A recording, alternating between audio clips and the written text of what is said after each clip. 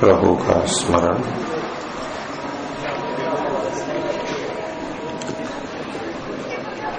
प्रणव ध्वनि।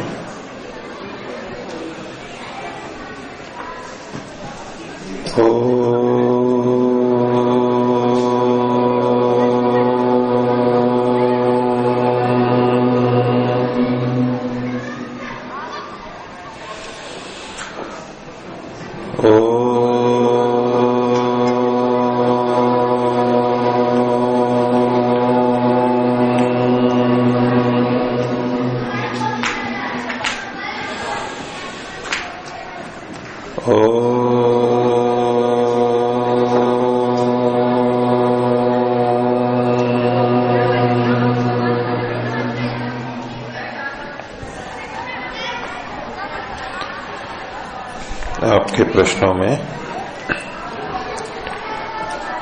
पहला प्रश्न है, मुर्गी पहले आई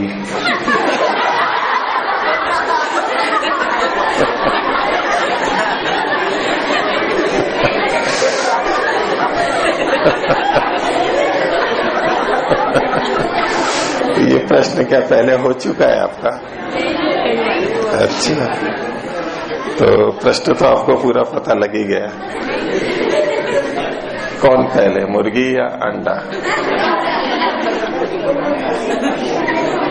ठीक है, एक बड़ा प्रश्न है, बहुत पूछते रहते। तो इन्होंने लिखा कि इसको स्पष्ट रूप से समझाएं।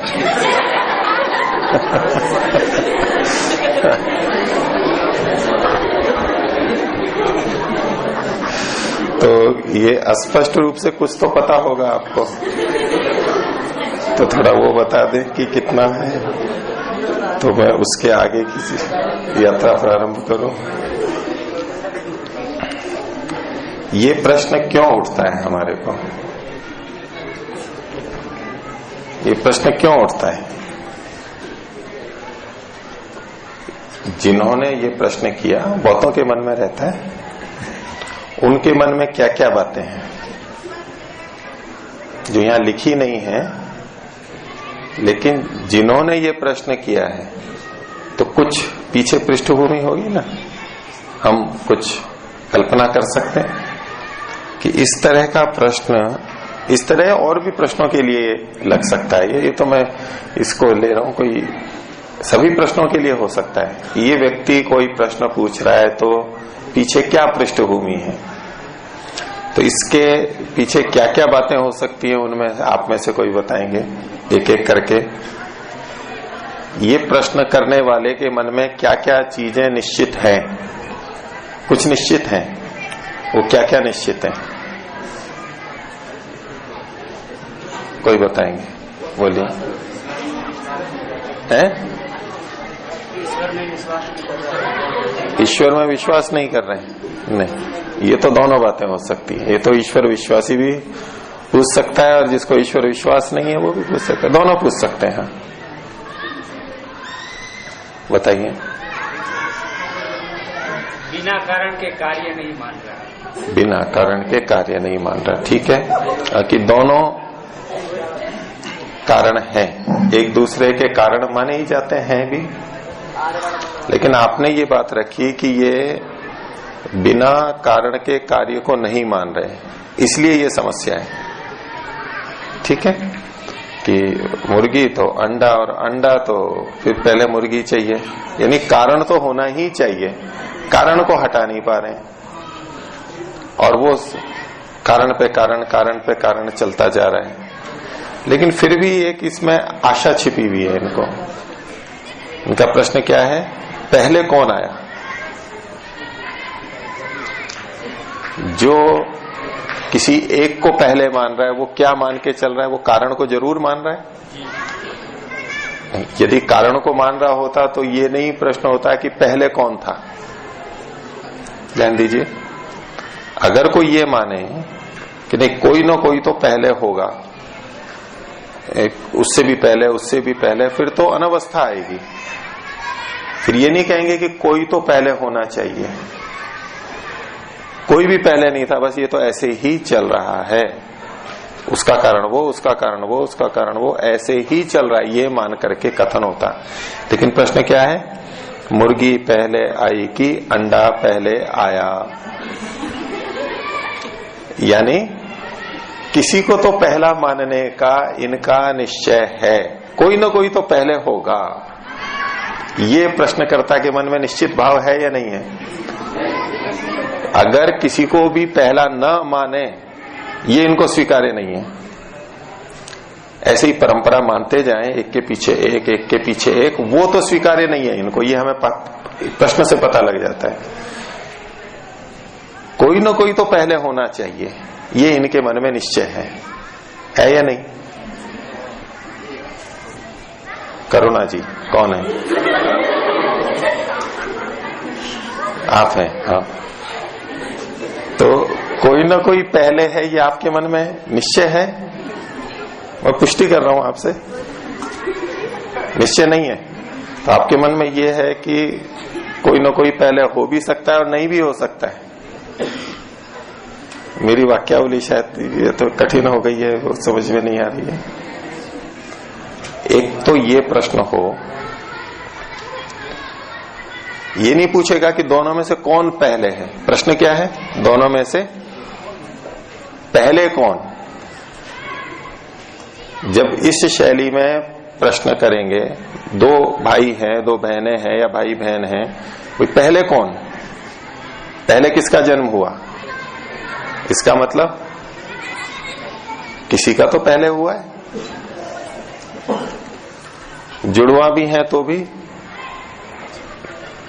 एक का तो पहले हुआ ही है। तो आपके मन में आप ध्यान, आपको आ रहा है नहीं आ रहा है क्या, लेकिन प्रश्न से ये प्रतीत होता है कि किसी को तो आप पहले मान रहे हैं। अब मैं प्रश्न कर रहा हूं, किसी को पहले क्यों माने? इसको छोड़ सकते हैं हम यूं ही, कोई भी हो पहले, ठीक है। न तो आपको मुर्गी खानी है ना अंडा खाना है।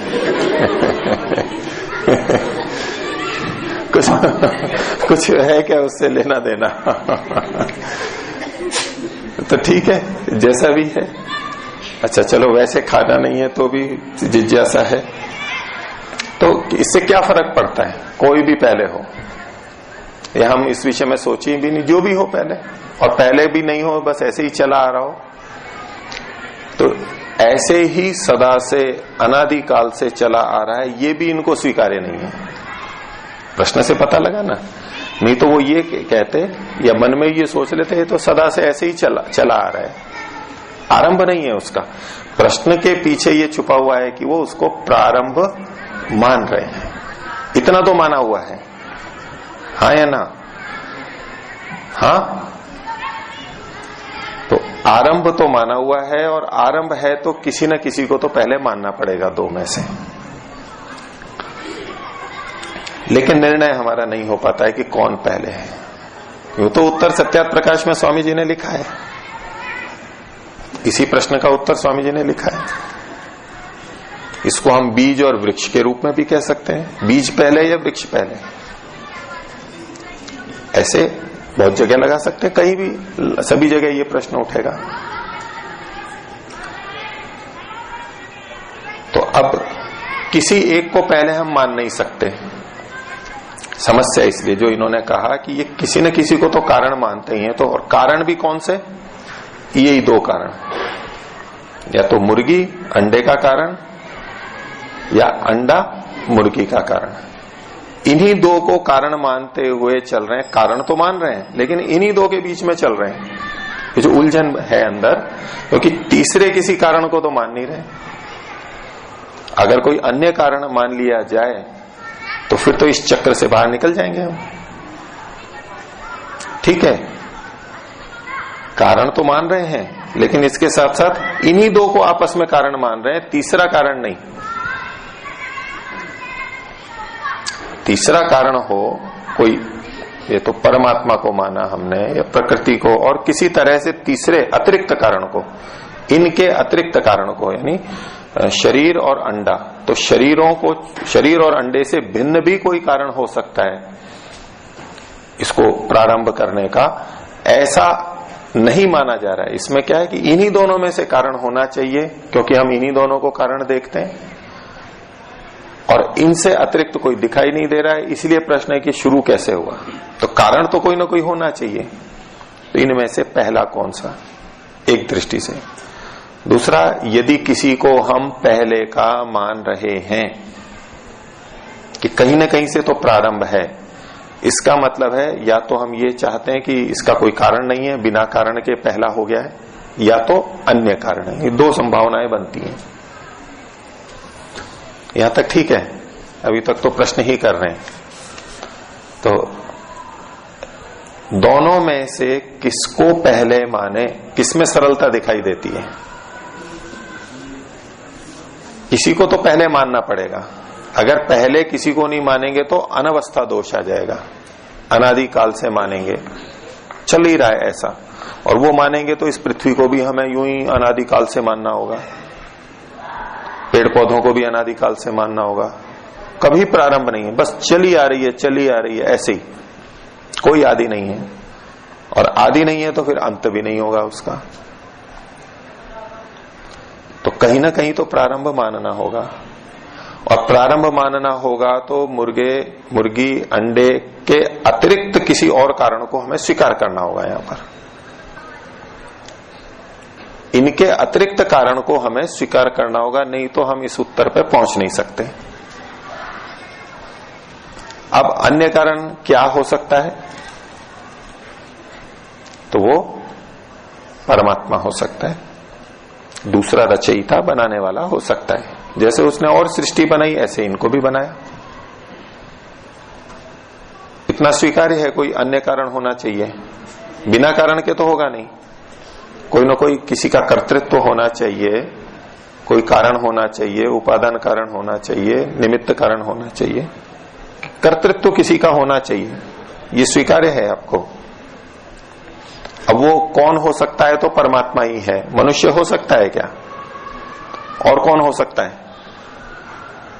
मनुष्य तो बना नहीं सकता। जैसे हम घड़े को बनाते हैं, ऐसे इनको बना नहीं सकते हम। तो परमात्मा ही हो सकता है। और परमात्मा ने यदि इनको बनाया है तो परमात्मा दोनों को बना सकता है। दोनों संभावनाओं को देखें तो किसकी संभावना प्रबल लगती है और क्यों? परमात्मा तो सर्वशक्तिमान है, सब कुछ कर सकता है, तो वो मुर्गी को भी सीधा बना सकता है और अंडे को भी बना सकता है। तो दोनों में से कौन सा ज्यादा संगत लगता है? कौन सा ज्यादा संगत लगता है? बीज और वृक्ष दोनों बनने। अब बीज से तो वृक्ष बन ही जाता है, बीज से तो वृक्ष बन ही जाता है बाद में। अगर हमारे को दोनों में से किसी एक को बनाना हो तो किसको बनाएंगे? बीज को बनाएंगे ना। बीज को बनाना सरल है या पेड़ को बनाना सरल है? बीज को बनाना सरल है, और फिर तो वो बन ही जाएगा आगे। वो अलग प्रश्न है, वो तो अभी करते हैं चर्चा, अभी उस पर भी आएंगे। अभी तो मैं संभावनाओं के आधार पर, वहां तक हम कैसे पहुंचेंगे? सीधे उत्तर दे दें तो भी एक तरीका होता है, एक ये भी तरीका है। विचार करते चल रहे हैं कि दोनों में से कौन सा होना चाहिए, कौन सा सरल है, कौन सा उपयुक्त है। तो जितने भी बड़े शरीर बनेंगे तो बीज तो पहले चाहिए, वृक्ष के पहले बीज चाहिए। मुर्गा मुर्गी बनते हैं तो उसके पीछे अंडा चाहिए। अगर सीधे भी मुर्गी को बनाया हो, शरीर को बनाया हो, तो भी सीधे कैसे बनाएगा परमात्मा? कैसे बनाएगा सीधे? प्रक्रिया तो वही रहेगी ना उसकी भी। आज भी जैसे बन रहे हैं, शरीर बढ़ता जाता है, खाते पीते हैं, शरीर बढ़ता जाता है, ऐसे पहले भी बढ़ सकता था सृष्टि के आदि में भी। तो बीज चूंकि कारण है, अंडा चूंकि कारण है, मूल कारण है। यद्यपि एक दूसरे के कारण है, लेकिन मुर्गी और अंडे में यदि मूल कारण देखा जाए तो दोनों में से कौन सा माना जाएगा? अंडा माना जाएगा। बीज और वृक्ष में से कारण एक दूसरे के बनते हैं परंपरा से, लेकिन यदि उसमें भी मूल माना जाएगा तो बीज को माना जाएगा। बीज उसमें मूल कारण है। तो अंडा भी बीज की तरह से है। तो मुर्गी पहले या अंडा पहले? तो अंडा पहले, अंडा पहले। अब ये प्रश्न है कि भाई अंडा कैसे बना दिया, तो ये प्रश्न तो मुर्गी पे भी बनेगा। मुर्गी बना दिया तो मुर्गी कैसे बनाई? ये प्रश्न तो दोनों ही पक्षों में जाएगा। किसी न किसी एक को तो हमें मानना है पहले। अनादि मान नहीं सकते, परंपरा से अनादि और उसको अनवस्था दोष मान नहीं सकते। किसी न किसी को तो पहले मानना पड़ेगा, और किसी को भी मानो, उसको कैसे बनाया परमात्मा ने, ये प्रश्न तो दोनों ही जगह विद्यमान है। इसलिए अंडा पहले था, फिर प्रश्न उठा दिया कि वो कैसे बना ये पता नहीं लग रहा है, इसलिए अंडे को पहले नहीं मानेंगे, ये कोई हेतु नहीं बनेगा, क्योंकि ये प्रश्न तो दोनों ही पक्षों में है। और ये प्रश्न किस पक्ष में अधिक प्रबल है? जिस पक्ष में हम मुर्गी को सीधा बनना मानेंगे, वहां ज्यादा कठिन प्रश्न है ये। अंडे के लिए कहें कि अंडा कैसे बना, तो वो सरल है। अंडा कम जटिल है, थोड़ी सी चीज है, थोड़ा सा अंग प्रत्यंग ज्यादा नहीं है, थोड़ा सा है। और मुर्गी तो बड़ी हो गई, उसको ज्यादा जटिल है। तो अंडा पहले, सत्यार्थ प्रकाश में भी महर्षि ने लिखा है, और ये अधिक संगत है, ये युक्ति संगत है। सृष्टि के प्रारंभ में जो रचना हुई उसमें बीज रूप में चीजें पहले परमात्मा ने बनाई। कहां से बनाई? तो प्रकृति से ही बनाई। अच्छा, आज कौन बना रहा है? आज अंडे को कौन बना रहा है? मुर्गी बना रही है।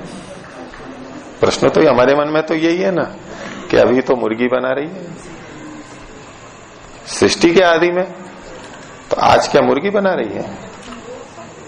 मुर्गी एक निमित्त कारण बनी है, उसका शरीर की रचना ऐसी है कि वहां वो विकसित हो जाता है स्थिति विशेष में। लेकिन क्या मुर्गी अंडे को बना रही है? मुर्गी अंडे को बना रही है क्या? अच्छा, जब अंडा मुर्गी को बनाता है तो क्या अंडा मुर्गी को बनाता है? वास्तव में अंडा बनाता है क्या मुर्गी को? नहीं, हम कहते हैं अंडे से मुर्गी बन जाती है। कर्तृत्व क्या है? अंडे को पता है क्या कि कैसे मुर्गी बननी है, कैसे इसका विकास करना है? नहीं पता। और मुर्गी को पता है क्या? नहीं पता, किसी को भी नहीं पता। कोई भी संतान उत्पन्न होती है, हमारे माता पिता को, हमारी माता को नहीं पता कैसे शरीर बनते हैं। हमारे शरीर माता ने थोड़ा ना बनाए। ठीक है, स्थिति ऐसी है कि वहां हम विकसित हुए हैं, लेकिन माता ने थोड़ा ना बनाया, पिता ने थोड़ा ना बनाया। आज भी जैसे बन रहे हैं तो परमात्मा की व्यवस्था से बन रहे हैं, प्रकृति के पदार्थों के संयोग वियोग से बन रहे हैं। विशेष प्रकार का संयोग होके वो बनता है, आज भी बनता है। तो जब आज बन सकता है बिना, जब मुर्गी का कर्तृत्व ही नहीं है वहां पर, वो बना ही नहीं रही है, तो जब आज कोई और बना रहा है तो सृष्टि के आदि में भी बना सकते हैं। हाँ, ये है कि अभी मुर्गी के शरीर में बनाता है, उस समय मुर्गी नहीं थी तो मुर्गी के शरीर में फिर कहां बनाता होगा वो, ये प्रश्न रहेगा। लेकिन बनाता तो आज भी है और तब भी बनाता था। यहां तक ठीक पहुंच गए हैं? पूछिए।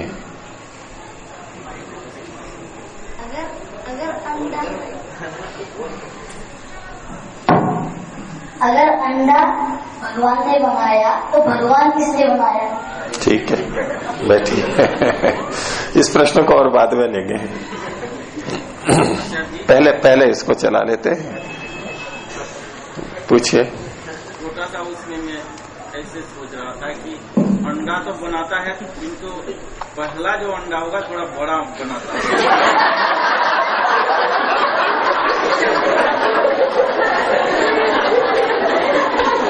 क्यों? क्यों? क्यों? ये कह रहे हैं कि छोटा अंडा बनाया तो जीवित नहीं रह पाएगा। क्यों नहीं रह पाएगा जीवित? है जो पक्षी होते हैं, कुछ पक्षी ऐसे होते हैं कि उनको खिलाना पड़ता है, भोजन देना पड़ता है। जी। हाँ, तो थोड़ा बड़ा बना देगा तो वो अपने आप खा लेगा। अच्छा, और अगर भोजन भी उपलब्ध करा दे तब तो छोटे अंडे से काम चल जाएगा। भोजन उपलब्ध कौन कराएगा? तो परमात्मा है ना। वो बड़ी स्थिति में ही उत्पन्न कराएगा परमात्मा। भाई वो छोटे से बड़ा होगा तब भी तो उसको भोजन चाहिएगा। इनके मन में क्या है कि भोजन यानी तो वो जो चोंच से खाता है वो भोजन, तो पहले से ही बड़ा बना दिया तो वो खुद ले सकेगा, अंदर रहेगा। तो जो छोटे से बड़ा बन रहा है वहां बिना भोजन के बन रहा है, वहां भी तो भोजन की व्यवस्था है।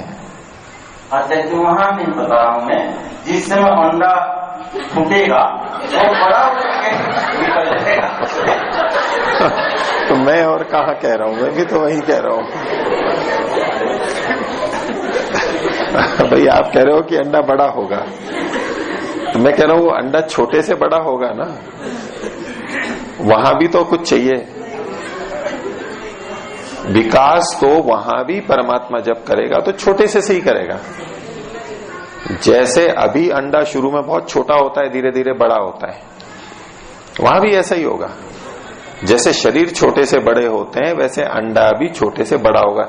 ऐसा नहीं कि सीधा ही बड़ा अंडा बना दिया परमात्मा ने, आपके मन में ऐसा है। और एक ऐसा बड़ा सा जिसे बनाते हैं सीधा जैसे सीधे बड़ा घड़ा बनता है। जी, कोई बनाता है तो कुछ चीज पहले से ही आकृति दे देते हैं। वो आपके मन में इसलिए शायद बैठा है, जैसे कि आदि सृष्टि में मनुष्य कैसे होते हैं, तो वो किशोर युवा अवस्था में पैदा होते हैं, सीधे बड़े पैदा होते हैं। छोटे बच्चे होंगे तो उनको कौन संभालेगा। इनका अगला प्रश्न साथ में जुड़ा हुआ है, वो इसमें लूंगा, समय बचेगा तो आज।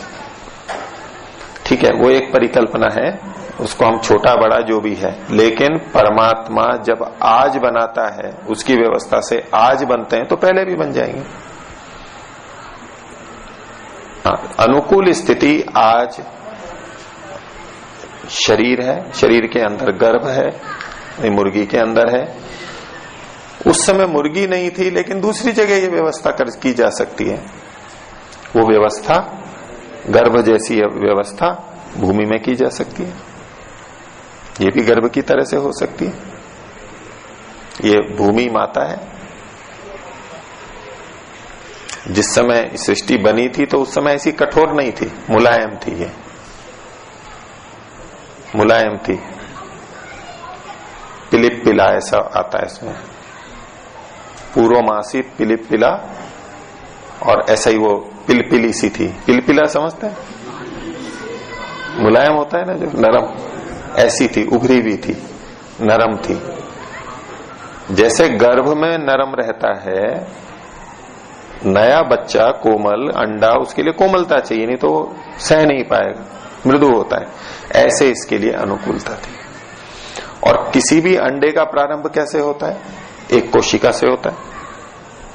ठीक है, वैसे अंडा एक कोशिका होती है, पहले शुरू का अंडा एक कोशिका होती है, तो एक कोशिका से होता है। एक कोशिका कैसे बनी है? विभिन्न परमाणुओं से बनी है, आज भी वैसे ही बनती है। तो सृष्टि के प्रारंभ में भी परमात्मा ने विभिन्न अणुओं को जैसा उनका संयोग अपेक्षित है वह वो लेकर के एक कोशिका बना दी। उनके लिए भोजन पोषण भी व्यवस्थित कर दिया, जितना विकास होना है उनका विकास हो गया। बढ़ने के बाद में जैसे आज अंडे के बाहर आते हैं ऐसे तब आ गए। आज अंडे के बाहर निकलते ही उसको खाना खिलाने के लिए पक्षी रहते हैं, यानी माता पिता रहते हैं, वो उसको कीड़े मकोड़े खिलाते हैं। वहां भी वो अंडे से निकलेगा तो उसके लिए जो भोजन चाहिए वो परमात्मा उपलब्ध कराएगा। बारिश की ऋतु में नीचे से कीड़े मकोड़े निकल के आते हैं ना, बहुत बहुत निकलते हैं, पहले से बन जाते हैं कीड़े मकोड़े, और जो भी है जहां वो अंडे होंगे वहां भोजन उनका पर्याप्त उपलब्ध होगा, वो निकले और खाने लगेंगे बस। जैसे आज जन्म के बाद में दूध उपलब्ध रहता है पहले से, ऐसे वहां भी जो वो उत्पन्न होंगे उनके लिए जो भोजन अपेक्षित है वो वहां उपलब्ध रहेगा। वो व्यवस्था भी परमात्मा करता है। तो सबसे पहले अंडे बीज ये उत्पन्न हुए। और मनुष्यों के संदर्भ में भी यही है जो इनका प्रश्न था कि सृष्टि के प्रारंभ में मनुष्य कैसे बने, तो वहां भी एकदम छोटे पैदा कर नहीं सकते थे, वो संभाल नहीं सकते थे अपने को। तो जब अपने को संभाल सकें इतने, किशोर अवस्था, नवयुवक नवयुवती अवस्था में, तब तक वो धरती के अंदर रहे और धरती से भोजन प्राप्त करते रहे, पोषण प्राप्त करते रहे। जैसे पेट में गर्भ में माता से पोषण प्राप्त करते हैं, ऐसे धरती से प्राप्त करते रहे, वृक्षों से, कहीं से जो भी संबंध बना रखे हो परमात्मा ने हमारे को, वहां से रस मिलता रहा, हमारे का पोषण होता रहा। और जब बड़े हो गए तो निकल पड़े, और फिर बाद में तो सृष्टि चल पड़ी। तो सृष्टि के आदि में मनुष्य भी ऐसे ही उत्पन्न हुए। जैसे आजकल कुछ कीड़े ततैये वगैरह दीवारों के किनारे पे अपना घर बना देते हैं, उनके देखे होंगे आपने, उसमें अपना अंडा दे देते हैं और उसमें कीड़े भी, भोजन भी रख देते हैं। पहले से वो हरे हरे कीड़े को पकड़ के लाते हैं, उसी काल में लेके आते हैं जिस काल में फसलें होती हैं, फसल में वो होते हैं, उठा उठा करके उस मिट्टी के घर में रख देते हैं अंदर से। तो अंदर वो बड़ा होता है, भोजन भी अंदर ही रहता है, उसको खाता है, और जब उड़ने लायक हो जाता है तो फोड़ करके निकल जाता है बाहर। कछुए, मगरमच्छ, ये अंडे कैसे देते हैं? समुद्र के किनारे, तालाब के किनारे जो कोमल जगह होती है, भुरभुरी होती है, मुलायम होती है, वहां जाके गड्ढा करते हैं और गड्ढे में सारे अंडे डाल देते हैं, जितने भी 5, 10, 15, 20, 25 होते हैं, और उस गड्ढे को भर देते हैं और चले जाते हैं। और जब समय आता है वो अंडे वहीं सिकते रहते हैं, बड़े होते जाते हैं। बड़े होकर के जब अंदर बन जाता है तो वो फोड़ करके और निकलते हैं, और निकल करके चलने लगते हैं, फिर समुद्र में या तालाब में चले जाते हैं। होता है ना ऐसा? आप डिस्कवरी और नेशनल ज्योग्राफी या तो एनिमल प्लैनेट, ये जो बहुत सारे आते हैं, इनमें ये चीजें खूब दिखाई जाती हैं बार बार। तो वो अंडे वहां जमीन में रख दिए गए, उसके बाद अपने आप बड़े होते हैं, फोड़ के निकल जाते हैं और सारा भोजन आदि सब अपना अपना कर लेते हैं। ऐसे ही सृष्टि के प्रारंभ में जो अंडस थे वो अंडे में रहते थे, जो जरायुज थे वो जरायु की तरह से रहते थे। जरायु का मतलब एक थैली जिसमें पानी हो और जिसमें हम जैसे गर्भ में, मां के गर्भ में रहते हैं। अंडे में ऊपर कठोर खोल होता है, इसमें मृदु होता है। तो सृष्टि के आदि में जैसा आवश्यक था वैसा खोल भी था, और हम उसी में रहते थे, और वहां से निकल के आए, उठे, बाहर निकले, बस फिर हमारे को फल फूल तैयार मिले, उसको खाना शुरू किया और आगे चल पड़े बस। तो पहले मुर्गी आई या अंडा, स्पष्ट हुआ या नहीं? हो गया स्पष्ट? ठीक है। बड़ा बनाएंगे या नहीं, ये तो आप बड़े आदमी हैं तो बड़ा बना लीजिए। बड़े की आवश्यकता नहीं है। अच्छा जी, आप अभी कहे थे कि उसमें कुछ भोजन भी भर देंगे, तो भरने के लिए थोड़ा ज्यादा से होनी चाहिए।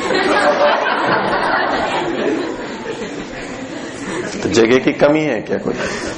अंडा के अंदर जैसे कि मुर्गा के अंदर भी इतनी आवश्यकता नहीं, मांस भी खिला देंगे, तो उसमें आवश्यकता है परमात्मा। ठीक है, पहले से वहां पर डाल दिया जो भी था, ऐसा मान लीजिए। जैसा भी है उसमें वैसा माना जा सकता है। देखो बाकी तो हमारी सारी ऊहा है, कोई शब्द प्रमाण नहीं है, कोई प्रत्यक्ष नहीं है, कैसे करें, कैसे जाने उसको? हम संभावना के रूप में कुछ बातें कह सकते हैं, तो ठीक है, संभावना के रूप में माना जा सकता है कि भाई बड़ा होता होगा।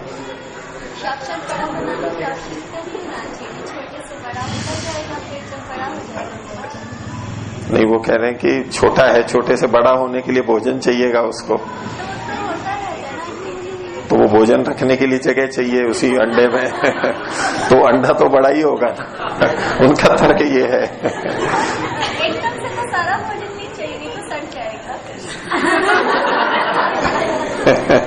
ये एक तर्क है, उनके लिए वो सड़ा हुआ नहीं होता है।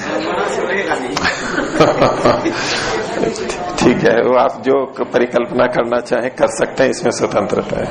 तो इतना ही रखते हैं। ओम।